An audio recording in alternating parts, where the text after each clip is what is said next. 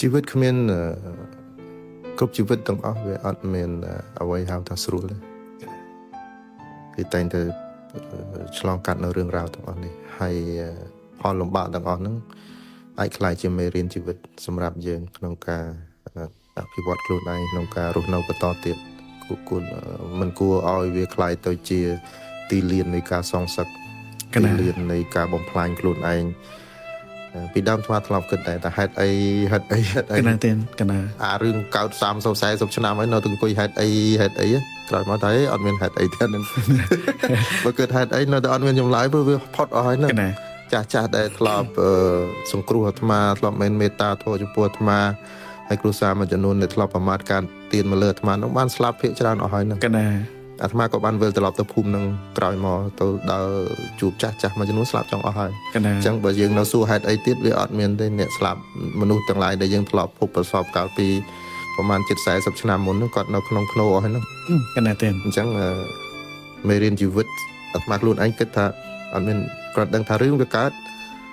ហើយរឿងទាំងអស់នេះខ្លាយជាមេរៀនសម្រាប់ព្រោះរឿងអតីតកាលដែលកន្លងប៉ុន្តែហើយយើងអត់មានសមត្ថភាពអាច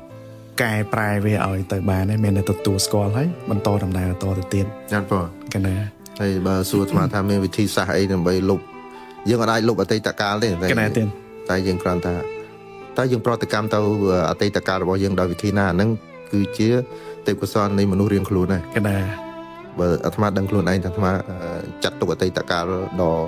សោកសង្រេងហ្នឹងនៅក្នុងជីវិតរបស់អាត្មាហ្នឹងដោយវិធីណាអាត្មាដឹងកណា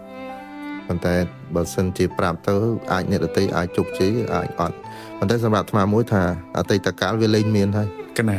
អតីតកាលវាអត់មានទេវាផុតហើយហ្នឹងដូចករណីជជែកមួយសម្ដេចថ្ងៃនេះពេលយើងជជែកហើយផុតហើយគឺទៅផុតបាត់ហើយកណាវាអត់មានទៀតថាការរលត់ទៅអញ្ចឹងវាអត់មានទៀតទេកណាយើងទុកសង្រៃជាមួយរឿងទាំងអស់ហ្នឹងដោយមិនយកវាមកជាមេរៀនអាហ្នឹងបញ្ហាកាន់តែខ្លាំងបងសម្រាប់សម្ដេចដោះមិនអាត្មាងាកមក